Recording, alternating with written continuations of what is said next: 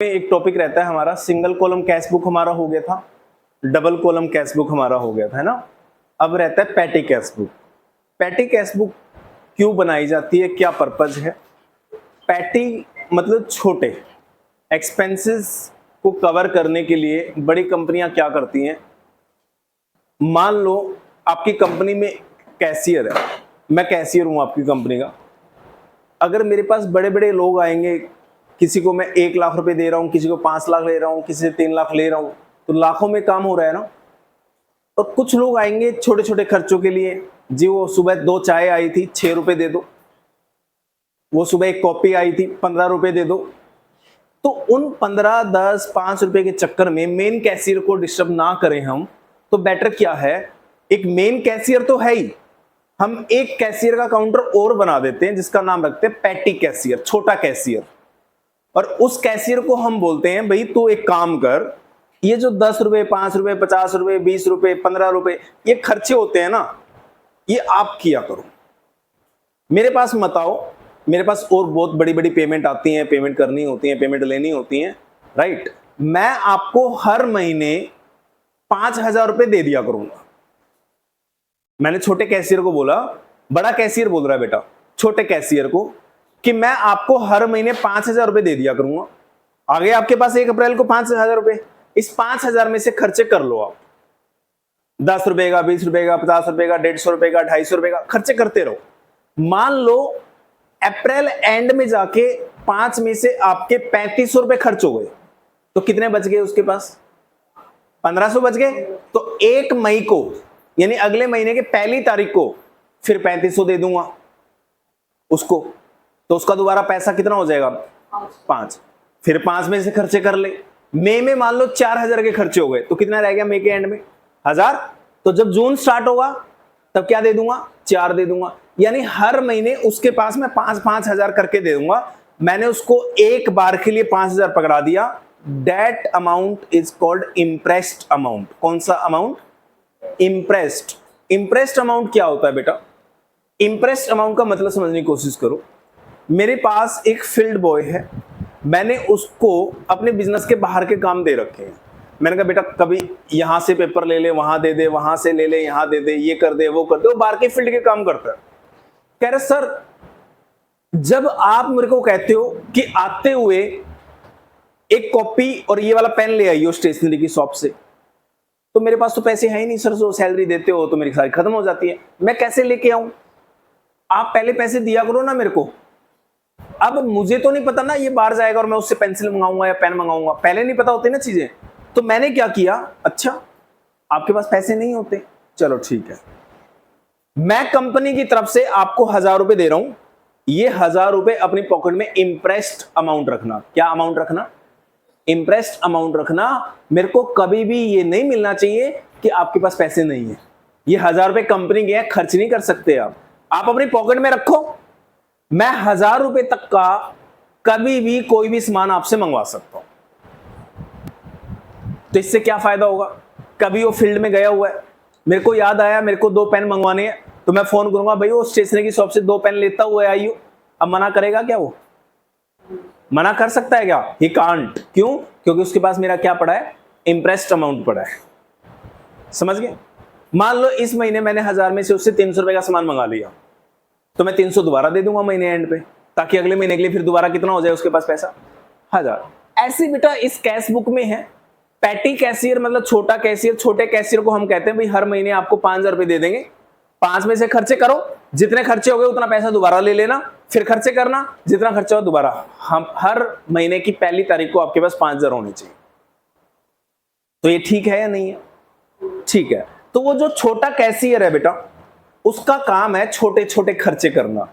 उसके पास कहीं से पेमेंट नहीं आएगी, उसके पास जो रिसिप्ट आएगी only and only main cashier से पैसे जाएंगे, और वो भी महीने की 1 तारीख को बस। बाकी और कहीं से उसके पास कोई पैसा नहीं आएगा। आप कहते हो सर एक बंदे ने कंपनी के 300 रुपए देने थे, एक बंदे ने कंपनी के कितना पैसा देना था? 300 रुपीज देने थे, तो 300 रुपए आपको देने आएगा या उसको देने आएगा? मेरे को ही देने आएगा बेटा। मैंने वो जो पैटी कैशियर है, छोटा कैशियर, वो किस लिए बनाया है? छोटे मोटे खर्चे करने के लिए बस। मैं हर महीने 5,000 रुपए दे दूं, 5 में से वो खर्चे कर ले, जितना खर्चा हो जाए दोबारा ले ले, इंटरेस्ट अपना पूरा कर ले दोबारा। समझ गए इंटरेस्ट क्यों बनाया जाता है, पैटी कैश बुक क्यों बनाई जाती है। अब जब पैटी कैश बुक बनेगी बेटा, अभी तक आपने सिंगल कॉलम कैश बुक पढ़ी, रिसिप्ट भी आती थी, पेमेंट भी आती थी। डबल कॉलम कैश बुक पढ़ी, रिसिप्ट भी आती थी, पेमेंट भी आती थी। अब जो ये पैटी कैश बुक पढ़ोगे ना, तो ये पैटी कैश बुक किसके लिए बनेगी, मेन कैशियर के लिए या छोटे कैशियर के लिए। छोटा कैशियर का काम क्या है, लेना पैसे या खर्च करना, छोटे छोटे खर्चों के ऊपर पैसा खर्च करना। तो जो छोटा कैशियर है उसको बस मेरे से पैसा मिलेगा, मेन कैशियर से, बाकी उसके पास कहीं से कोई पैसा नहीं आएगा। इसलिए जब आप ये पैटी कैश बुक बनाओगे तो रिसिप्ट में कुछ नहीं मिलेगा, बस एक दिन मैं पैसे दूंगा उसको, मेन कैशियर से एक बार पैसे आएंगे, उसके बाद उसको क्या करना है, बस खर्चा ही करना और कुछ नहीं करना। तो ये तो और भी आसान आ गई बुक। पैटी कैश बुक एक ऐसी बुक होगी जिसमें सारी एंट्रियां किस साइड में जाएंगी, बस क्रेडिट साइड में, payment payment payment payment, debit में कोई एंट्री आएगी नहीं। अभी तक जो आपने कैश बुक पढ़ी, single column cash book, double column cash book, उसमें तो बेटा दोनों साइड होता था ना, इधर भी आना और उधर भी आना। कॉन्ट्रा में फंस गए, इधर जाएगी या उधर में जाएगी, आएगी या नहीं आएगी। इसमें आपको ये भी डिसीजन नहीं लेना आएगी नहीं आएगी, जितनी एंट्रियां देगा सारी आएंगी, सारी आएंगी और एक ही जगह आएंगी सारी एंट्रियां, बस मजदूरी करनी है फॉर्मेट बना के। यानी छोटे कैशियर का कोई काम नहीं है बेटा, मेन कैशियर से पैसे ले ले और हर महीने के उसमें से खर्चे करता जाए, आसान है। पैटी कैश बुक दो तरह की होती है। हम सबसे पहले सिंपल पैटी कैश बुक करेंगे, उसके बाद एनालिटिकल पढ़ेंगे। एनालिटिकल में कुछ नहीं है, बट उसको रीड बाद में करेंगे होता क्या है। पहले हम सिंपल पैटी कैश बुक करेंगे, ठीक है। सिंपल पैटी कैश बुक का फॉर्मेट कैसे बनेगा, आप अपनी कॉपी में बनाओ, पहले बुक में मत देखो बेटा, बुक में बाद में देखते रहना। करो, ऊपर हेडिंग डालोगे सिंपल पैटी कैश बुक।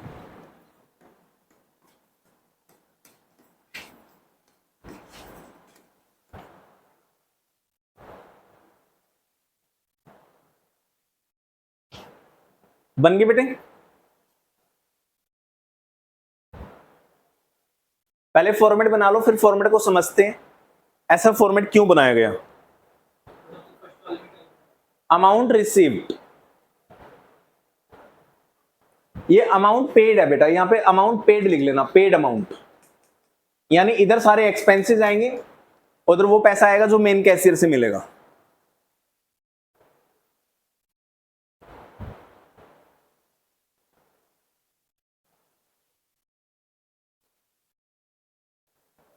हो गया। अब देखो इसके अंदर ना पर्टिकुलर का एक ही कॉलम क्यों बनाया गया। अभी तक तो कैश बुक दो पर्टिकुलर होते थे, एक डेबिट साइड और एक क्रेडिट साइड। इधर भी पर्टिकुलर होता था, उधर भी पर्टिकुलर होता था। इसमें पर्टिकुलर का एक ही कॉलम क्यों बनाया गया, रीजन है बेटा, क्योंकि इस बुक के अंदर मेन कैशियर से एक बार पैसा आना है, बाकी और कहीं से तो पैसा आना ही नहीं।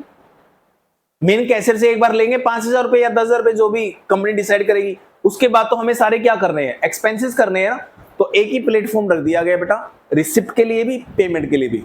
मेट्रो के प्लेटफॉर्म देखे ना, कई मेट्रो स्टेशन ऐसे होते हैं प्लेटफॉर्म एक ही होता है, जाने वाली मेट्रो का भी वही प्लेटफॉर्म, आने वाली मेट्रो का भी वही प्लेटफॉर्म, कॉमन। कुछ मेट्रो स्टेशन ऐसे होते हैं अलग अलग होते हैं, जैसे अपनी रोहिणी वाले मेट्रो स्टेशन सारे अलग अलग है, बट आगे जाओगे तो कुछ ऐसे होते हैं जो कॉमन होते हैं। ये पर्टिकुलर का कॉलम बेटा कॉमन है, रिसिप्ट के लिए भी, पेमेंट के लिए भी। और रिसिप्ट आनी नहीं है बेटा, एक बार पैसे आएंगे मेन कैशियर से, उसके बाद ओनली एक्सपेंसेस करने हैं। इसमें आपको बेटा एलएफ मतलब लेजर फोलियो नंबर, लेजर के कौन से पेज नंबर पे जाएगी ये वाली एंट्री, आपके लिए बेकार है, आपको करनी नहीं है। कैश फोलियो नंबर, कैश के रिसिप्ट का नंबर आपके लिए बेकार है, आपको करना ही नहीं बेटा। ये दो कॉलम बेकार हैं, बनाने जरूर है बट इसमें लिखना कुछ नहीं। ओनली रिसिप्ट, मेन कैश से कितना पैसा आया, डेट किस दिन आया, और टू कैश अकाउंट, क्योंकि मेन कैश से आएगा ये पैसा, राइट। उसके बाद आपको खर्चे करने हैं यहाँ पे, by salary, by postage, by stationery, by रबड़, बाय ये, बाय चाय के एक्सपेंसेस, ये सारे खर्चे करते जाओ, अमाउंट पेड में लिखते जाओ, बात खत्म। LF ledger folio, voucher number, बेटा कोई भी खर्चा होगा, एक छोटू आया और मेरे को कहता है सर वो 150 रुपए दे दो पिछले महीने की चाय के, तो 150 रुपए की पर्ची मांगूंगा नहीं मांगूंगा उससे? मैं कहूंगा भाई 150 रुपए की क्या दे दो मेरे को, पर्ची दे दो, जिसके बेस पे मैं आपको 150 रुपए का एक्सपेंस पे कर दूंगा। तो पर्ची का नंबर लिखना होता है बेटा, उसको कहते हैं वाउचर नंबर। क्लियर हो गया? अब फॉर्मेट कैसे करना है, सिस्टम कैसे रहेगा, क्वेश्चन कैसे सोल्व होगा, एक हम क्वेश्चन करके देख। पेज नंबर 10.29 पे आ जाओ, illustration number 9। Page number 10.29, page number बेटा टीएस लेवल में 10.29, illustration number 9। From the following particular prepare a petty cash book. Petty cash book बनानी है तो बेटा पैटी कैश बुक हम सिंपल वाली बनाएंगे जब तक एनालिटिकल ना बोले क्वेश्चन, ठीक है। अप्रैल के खर्चे दे रखे हैं बेटा, 1 अप्रैल को क्या हुआ देखना एक बार। ड्यू फॉर पैटी कैश, इसका मतलब हमने ड्यू मतलब निकाला होगा बैंक से पैसा, फॉर पैटी कैश मतलब पैटी कैश के लिए। तो हमारे पास पैसा आएगा या जाएगा बताओ? पैटी कैशियर, छोटे कैशियर के पास आएगा ना पैसा, तो कहां लिखूं आएगा? तो अमाउंट रिसीट में लिखूंगा 5000 आए हैं, लिखो 5000। किस डेट पे आए हैं? 2024 अप्रैल 1, 2024 अप्रैल 1 डेट डाल दी बेटा। जो पैसा आया है कहां से आया है? ड्यू मतलब निकाला, तो बैंक से निकाला होगा, तो यहां लिख दो टू बैंक अकाउंट, बस हो गई एंट्री। अब आपको सर टू लिखना है बेटा, जब पैसा आता है तो cash book, normal cash book याद रखो, डेबिट में आता है ना पैसा आता है तो, और क्या लिखते हो डेबिट में? टू, तो ये टू इसलिए लिखा है। अब खर्चे करेंगे तो क्या लिखेंगे? बाय। चेक करें आप कितने खर्चे हुए, बताओ। सेकेंड एंट्री क्या दे रखी है अप्रैल 3 में? पेड फॉर पोस्टेज, आपने कोरियर के लिए पोस्टेज वगैरह की पेमेंट करी होंगी 300 रुपए की। डेट डालो अप्रैल 3, बाय पोस्टेज अकाउंट, या ओनली बाय पोस्टेज लिख दो बस, 300 रुपए। रिसिप्ट में मत आना, अब यहां कोई एंट्री नहीं आएगी, अब बस एक बार आएगी यहां पे, बाकी कोई एंट्री नहीं आएगी, बाकी सारी उधर जाएंगी, क्योंकि छोटे कैशियर का काम क्या है? खर्चे करना। अब वो खर्चे करता रहेगा इस 5 में से। नेक्स्ट खर्चे का नाम डाल दो अप्रैल 5, बाय टेलीफोन एक्सपेंसेस,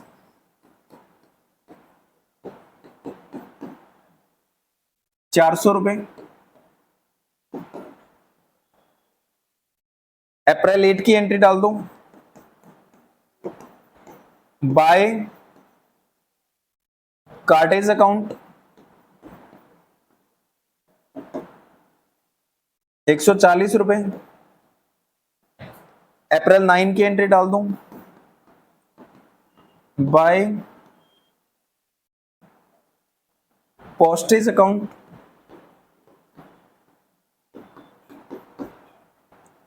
200 रुपए की। अप्रैल 12 की एंट्री डाल दूं, बाय सन्ड्री एक्सपेंसेस,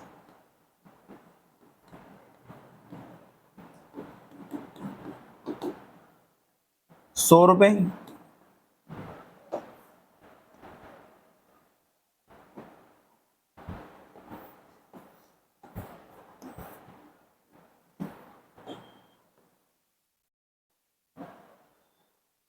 अप्रैल 27 की एंट्री डाल दूं, बाय स्टेशनरी,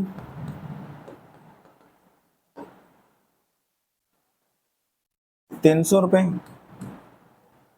अप्रैल 30 की एंट्री डाल दूं,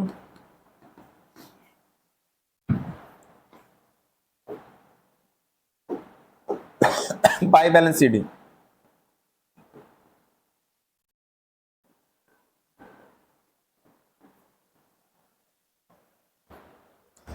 अब बाय बैलेंस सीडी क्या होता है बेटा? सबको पता है ना, 5000 में से सारे खर्चे माइनस कर दो,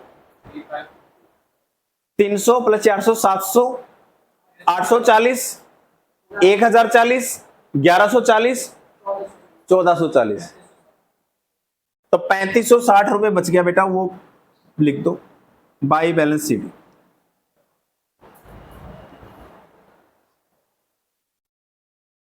अब जैसे इतना काम करोगे तो दोनों साइड बराबर हो जाएंगी, ये वाली साइड और ये वाली साइड। 5000 इधर हो गया, 5000 इधर हो गया। अब नीचे और लाइनें खींच दो टोटल करने के बाद।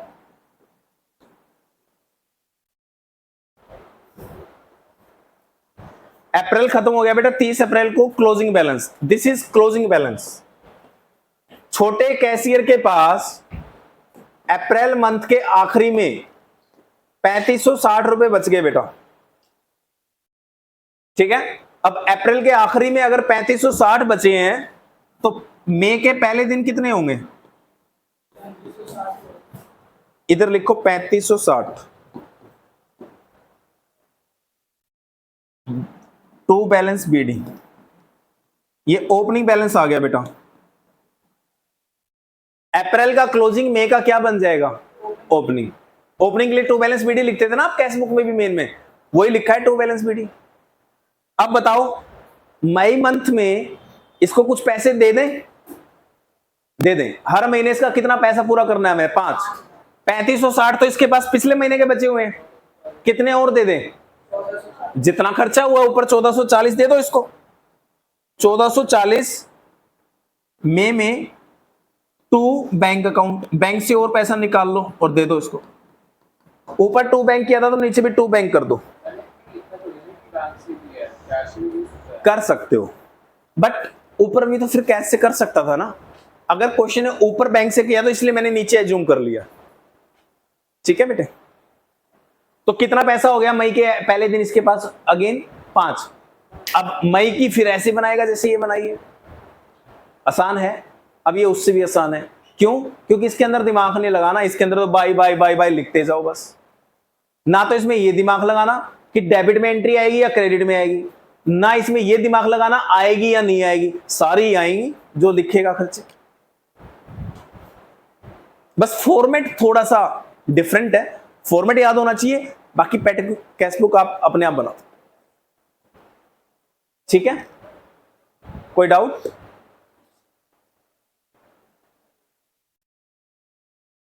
अच्छा,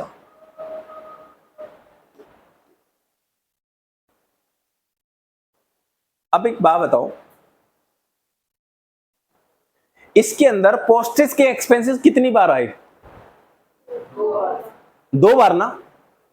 अगर इसमें पोस्टेज के एक्सपेंसेस 10 बार आते, अगर इसी बुक में पोस्टेज के एक्सपेंसेस 10 बार आते, ये तो एक छोटा सा क्वेश्चन है समझाने के लिए, बट एक्चुअल बिजनेस में तो 10 बार खर्चे कर सकते हैं ना। 10 क्यों, 30 बार कर सकते हैं, 30 क्यों, 50 बार कर सकते हैं। आप कहोगे सिर्फ 50 बार कैसे, मैं बताता हूं आपको।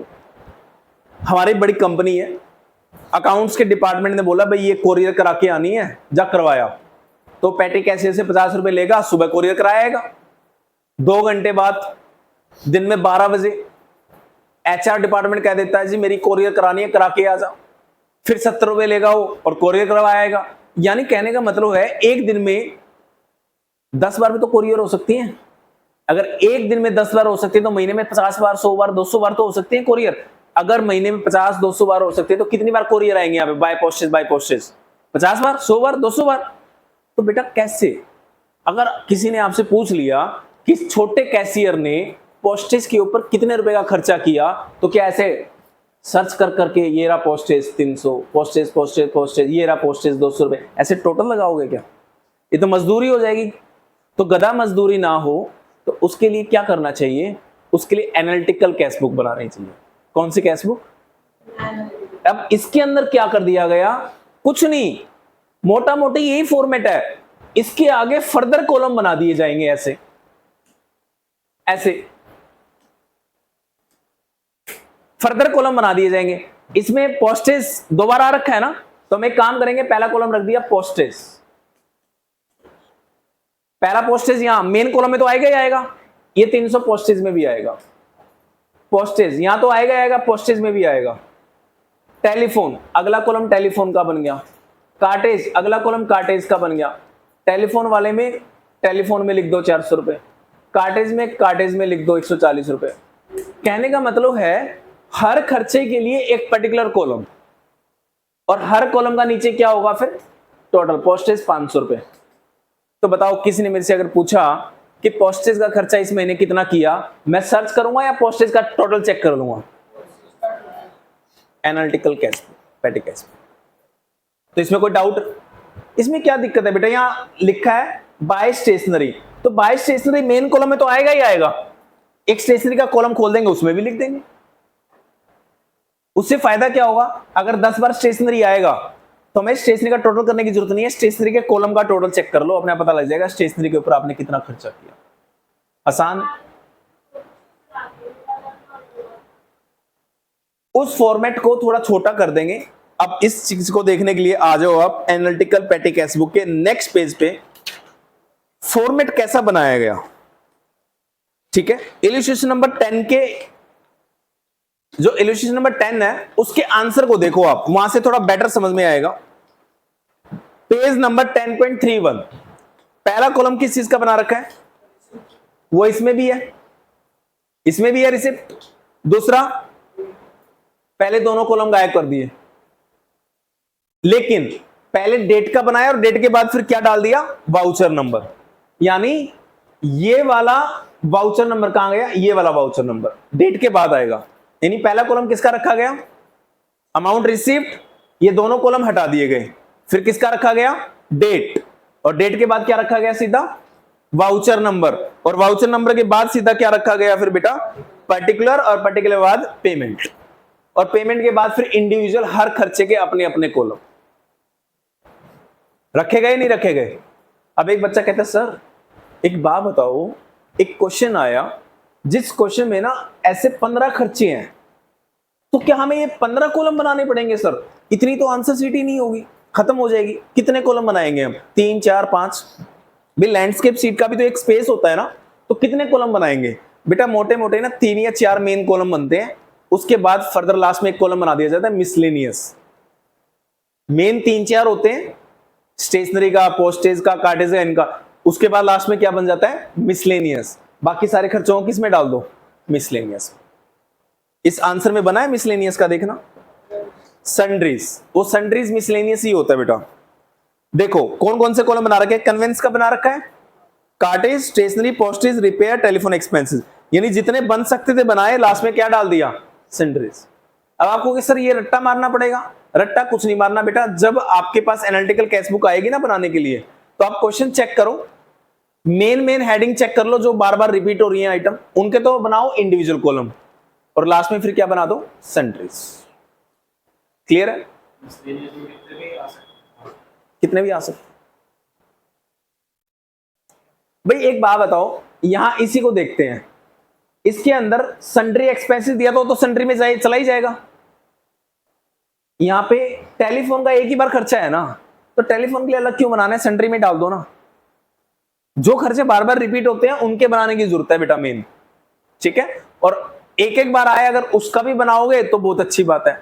मतलब ये ना कोई हार्ड एंड फास्ट रूल नहीं है किस खर्चे का बनाना है, आप जिस मर्जी का बना दो, बट मेन खर्चों का जरूर बना के आना, ठीक है।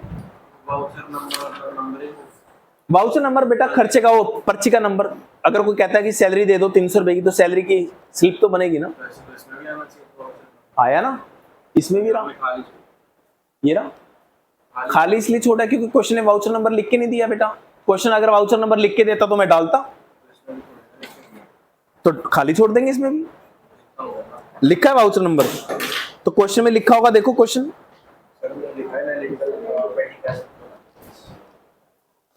ये वाउचर नंबर ना उन्होंने ऐसे नंबरिंग डाल दी 1 2 3 4, वो लिखा नहीं है, वो ना लिखो, तुम ब्लैंक छोड़ दो। वो उसने आपको एग्जाम्पल बना के दिखाया ना, तो आप ब्लैंक छोड़ोगे जब तक वाउचर नंबर क्वेश्चन में नहीं देगा। अपनी मर्जी से वाउचर नंबर नहीं लिख सकते, इसने तो आपको समझाने के लिए लिखा है, ठीक है। आप नहीं लिख सकते बेटा ऐसे जैसे इसने लिखा है। आप इलस्ट्रेशन नंबर 10 में बताना बेटे, रिसीव्ड फ्रॉम पेटी कैश, यानी मेन कैशियर से कितना पैसा आया छोटे कैशियर के पास? 10,000, तो वो तो पहली एंट्री सेम रहेगी। अब इसने ये नहीं बताया, उसने बोला रिसीव्ड फ्रॉम पेटी कैश, तो यहाँ 2 कैश लिखोगे या 2 बैंक? अब 2 कैश आएगा, 2 बैंक नहीं, क्योंकि पेटी कैशियर से आया, यानी मेन कैशियर ने कैश ही दिया होगा, यहाँ ड्रू नहीं है या विड्रू नहीं है, ठीक है। बनाओ format, petty cash, analytical petty cash book का बनाओ फॉर्मेट।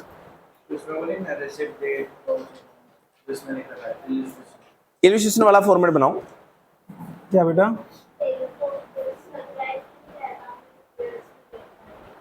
हाँ उधर डाल दो, कोई नहीं। टेलीफोन का बनाया नहीं ना, इसमें भी नहीं बनाना टेलीफोन का, इसमें बनाया। चलो कोई बात नहीं, आप बेटा इस आंसर के हिसाब से फिर उसमें डाल दो, अपने हिसाब से 200 रुपये मिसलेनियस में डाल दो, क्योंकि हमने टेलीफोन का बनाया नहीं। तो कितने कितने आ गए इनके टोटल खर्चों का? टोटल पेमेंट का खर्चा कितना हो गया? टोटल पेमेंट 5500 हो गई। सबका कर दो, इसका, इसका, इसका 400, 1200, 1500, 800।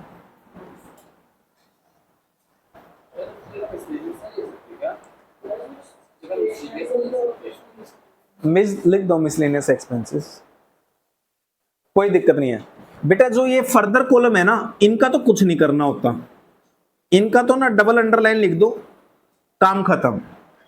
जो ये फर्दर कॉलम थे ना, बस ये इसलिए थे ताकि पर एक्सपेंसेस का टोटल आ जाए नीचे, ठीक है? इनका आगे कोई काम नहीं है। यस, ये इंप्रेस्ड खर्चा कितना हो गया? 5500। नहीं बेटा 5500 हुआ कि कितना हो गया? 5500 हुआ है ना। तो कितना था पैसा? 10। 10 में से 5500 हटा दो, कितना रह गया बाई बैलेंस सीडी? है 45। 10,000 में से आप कह रहे हो खर्चे 5500 हो गए, तो 10 में से सारे खर्चे माइनस करोगे, बाई बैलेंस सीडी कितना रह गया? 45। अब नेक्स्ट मंथ दोबारा मेन कैशियर से कितना पैसा ले लेंगे? क्या 45 नहीं 55 बेटा, 45 तो है ही। मेन कैशियर से कितना ले लोगे वापस? 10,000 करना है ना हमें। ये पेमेंट 10,000 हो गई, और वो पेमेंट कितनी हो गई थी? वो भी 10 थी। तो इधर दोनों तरफ ना 10-10 दिखा के इसको क्लोज कर दो, इधर भी 10 उधर भी 10। पेमेंट और वो हो गई ना, जैसे कैश बुक बराबर करते थे दोनों साइड। तो रिसीट भी 10, पेमेंट भी 10। अब वापिस आ जाओ नेक्स्ट टू बैलेंस बीडी। हमारे पास पैसा है 4500, to cash account, main cashier से ले लेंगे 5500, हो गए 10,000, काम खत्म। क्या करना है इसमें? आसान है, और बार बार बेटा ऐसे ही बनाना है, इसके अलावा कोई भी चेंज नहीं होगा इसमें। ये कॉलम तुम डिसाइड कर लेना कौन कौन से कॉलम बनेंगे आंसर करते वक्त, जो तुम्हारा मन करे उसका बना देना मेन मेन का, बाकी सारे सन्ड्री में डाल देना। जनरली मैं बता देता हूं, कार्टेज का जरूर बनाना, पोस्टेज का जरूर बनाना, वेजेस का जरूर बनाना, और कन्वेंस का 100% बनाना, क्योंकि कन्वेंस बार बार आता है बेटा, ठीक है? पोस्टेज बार बार आती है।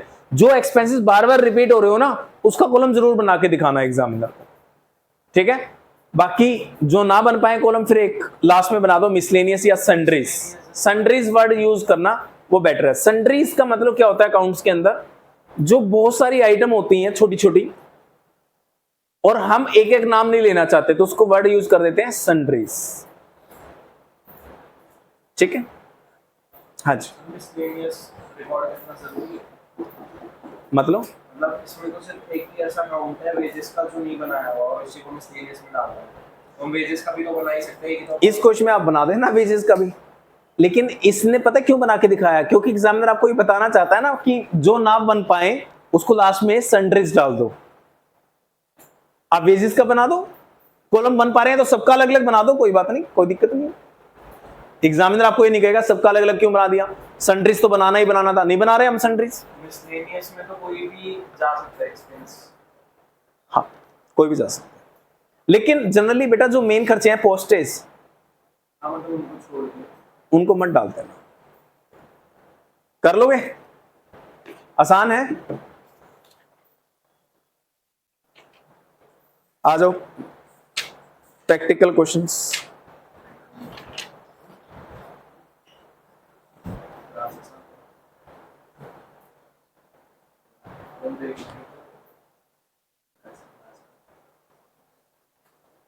Page number 10.46, page number 10.46 last question है, क्वेश्चन नंबर 14। मिल गया? इस क्वेश्चन को करके दिखाओ सारे। फॉर्मेट तुम बेटा अपने उससे देख लेना, आंसर से पीछे दे दो। 14 कैश बुक का लास्ट क्वेश्चन, सबसे लास्ट। पैटे कैश बुक बनानी है आपको, और वो भी एनालिटिकल है शायद, देख लेना ऊपर कौन सी मांगी है, बनाओ।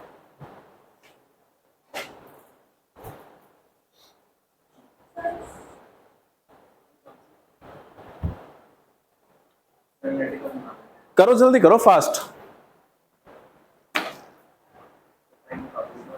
Question number 14। टाइम क्या हो गया बेटा, एक बार देखना किसी के पास हो। 6:30, 6:20।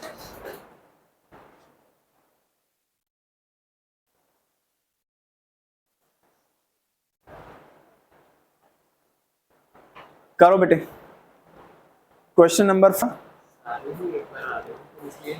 नहीं बेटे, सारे मिसलेनियस में डालोगे तो फिर एनालिटिकल का पर्पस कैसे पूरा होगा? 3-4 कॉलम तो बनाओ मेन कम से कम।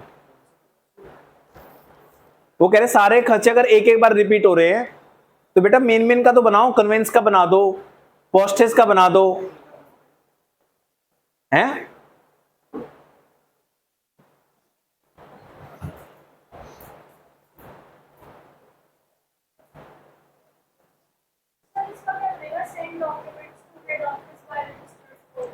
कोरियर कर दो, पोस्टेज है, courier expenses, courier and postage का एक ही कॉलम बना सकते हैं हम, ठीक है? बात एक ही होती है बेटा, कोरियर पोस्टेज। पोस्टेज में डाल दो, हाँ। स्टेशनरी में डाल दो, बस फेयर कन्वेंस में डाल दो, bus fare to workman send to customer premises, आपने अपने कस्टमर के पास अपने वर्कमैन को भेजा है तो कन्वेंस हो गया ना, आने जाने का खर्चा क्या होता है, कन्वेंस। एक कॉलम बना दो कन्वेंस का, उसमें डाल दो। पर्टिकुलर में बाय बस फेयर ही लिखोगे आप, पर्टिकुलर में क्या लिखोगे, बाय बस फेयर एक्सपेंसेस, और आगे जो कॉलम बनाओगे वो कन्वेंस के नाम से बना दो। मेन कॉलम में भी आएगा और फर्दर कॉलम बन जाएगा कन्वेंस का।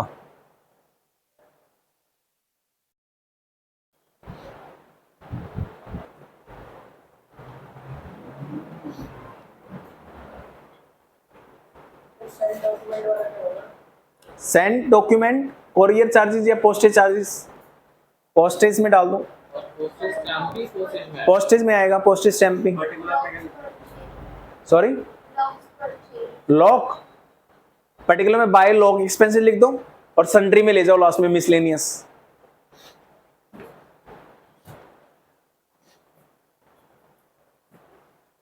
लॉक सन्ड्री में लिख दो बेटे, लॉक का अलग से मत बनाना।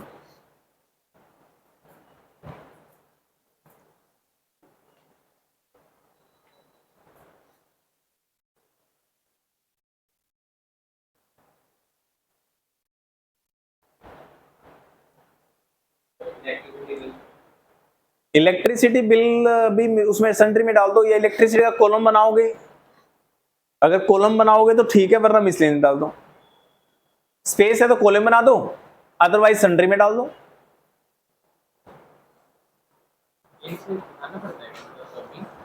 हाँ करना पड़ेगा बेटा, जैसे मैंने किया था ना नीचे, हर कैश बुक में करके दिखाना पड़ेगा वरना नंबर कट जाए। अब वहां देख लो ना इल्यूस्ट्रेशन में, इल्यूस्ट्रेशन नंबर 10 में कैसे कर रखा है, सेम तरीके से करके दिखाओ।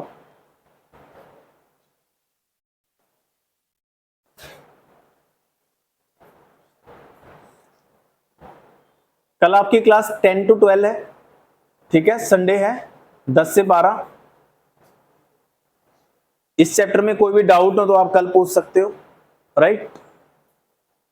वरना हम नया चैप्टर तो स्टार्ट करेंगे ही करेंगे 10 से 12, 2 घंटे में हम अपना इससे next chapter other book start कर देंगे और खत्म ही कर देंगे। सॉरी 7 करवाना है, एग्जाम में आ रहा है कब? चैप्टर 7 हम नेक्स्ट क्लास में कर लेते हैं। संडे की 2 घंटे क्लास होती है ना बेटा, वो चैप्टर 2 घंटे का है नहीं, छोटा सा चैप्टर है, 15-20 मिनट आधे घंटे का, तो उसको हम बाद में कर लेंगे, पहले अदर बुक्स निपटा देते हैं कल। ठीक है, अच्छा चैप्टर है, क्वेश्चन आएगा ही आएगा उस बुक से, तो वो चैप्टर कर लेते हैं। जो हमारी नेक्स्ट क्लास होगी अब ट्यूसडे, उसमें कर लेंगे हम। एक क्लास में बेटा आपका टेस्ट हर हफ्ते होगा ही होगा। वो क्लास हमारी थर्सडे की रहेगी। थर्सडे हमारा हर बार टेस्ट हुआ करेगा। जैसे कल परसों हुआ था ना आपका टेस्ट कैशबुक का, उसका रिजल्ट आज दे दूंगा मैं, उस पेपर के आंसर भी तुम्हारे ग्रुप पे भेज दूंगा। ठीक है, अगली बार जो टेस्ट होगा नेक्स्ट थर्सडे को, इसी चैप्टर पे होगा, कैशबुक पे ओनली।